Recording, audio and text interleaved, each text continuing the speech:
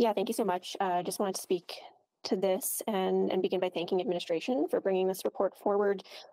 I really appreciated today's conversation. I think it highlighted just how challenging a position we're in when it comes to delivering sustainable long-term funding for core city services like transit, and that ultimately we need support from other orders of government to do this. On the motion, I want to thank Mayor Sohi for bringing it forward. Um, just to be clear on point two of the motion, I would not want to see service level reductions to transit. I think that would run counter to the work that this council has been advancing. So I'm pleased to know that this will allow us to take a broader look across the operational budget to see where that reallocation might come from, not solely focused on reallocation within ETS. On the other points in the motion, very supportive, and I look forward to hearing back after the meeting with the Government of Alberta on how we can get the Ride Transit program to a more sustainable place.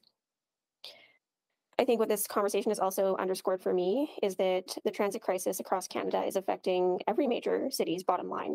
This is not a uniquely Edmonton problem. When I think about this council's commitment to public transit, I think we've demonstrated that commitment and have been champions for public transit. We've permanently funded on-demand buses, expanded peak service, and budgeted to increase our fleet size while we wait for the first bus garage expansion in more than a decade. This council has also been playing catch up from years of chronic underinvestment in our public transit system, and we can't afford to slow down now. We have to continue making progress and continue supporting recovery. Whenever we're talking about public transit, I always root myself in the fact that transportation is also one of the largest household expenses. The average price of a new car in Canada just last year was $67,000, and public transit plays a critical role in helping unlock prosperity, in supporting economic resilience and affordability in the day-to-day lives of Edmontonians. Over the next decade, the number of households that can afford one or multiple cars is going to steeply decline, and people will be looking to transit in active modes.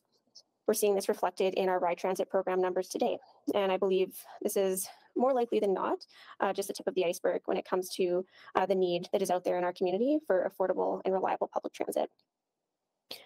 And then just taking a step back, I think about the role that public transit plays in achieving our city plan goals and our climate goals. Also plays an integral role in helping build a more affordable and inclusive city for everyone. And again, this is particularly true when it comes to programs like the Ride Transit program, which should be viewed as a huge success. I think there's broad consensus that this program is helping lift community members up.